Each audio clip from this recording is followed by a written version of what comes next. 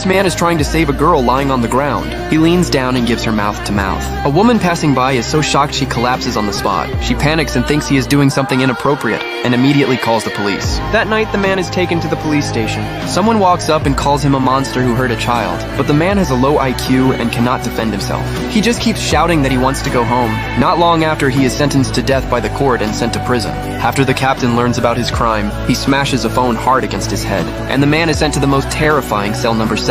When the inmates see the verdict, they are furious. The leader jumps up from the ground. Without hesitation, he slaps him hard. The man is in pain and tries to run, but others throw a blanket over his head and pin him down. Everyone forms a circle, taking turns venting their anger. Just like that, the man begins his days of suffering. Only during yard time can he relax a little. He squats in the corner quietly, drawing something on the ground with a stick. Suddenly, he notices a group nearby. They stare at the leader of Cell 7 with hostile eyes. That group walks down the steps, silently getting closer to the leader. The man panics. He is simple and kind-hearted. He does not want anyone to get hurt, so he rushes toward the leader and pushes him away. But he takes a heavy stab himself. The leader survives and quickly knocks the attacker down.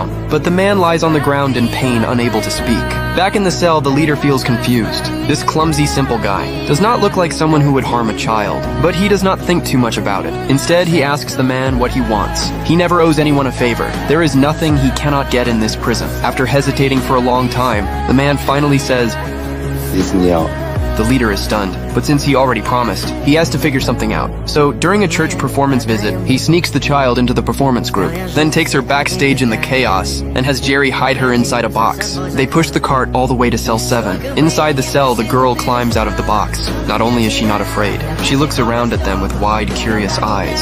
The leader asks if she is scared, but the girl ignores him and stares fixedly at the corner.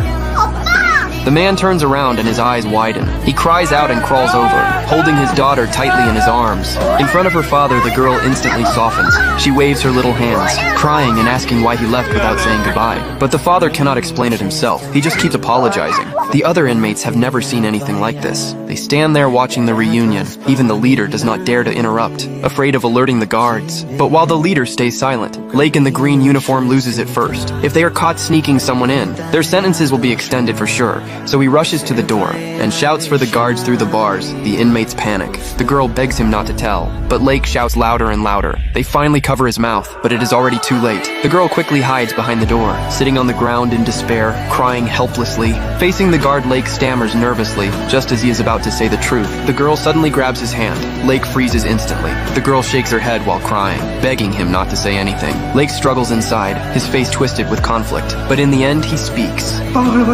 Everyone lets out a sigh of relief, but the guard frowns. Lake forces an awkward smile. It looks worse than crying. Luckily, the guard does not bother with him. He throws down a piece of bread and leaves angrily. After the guard leaves, the girl jumps back into her father's arms, telling him to keep his voice down. Her cleverness makes everyone envious.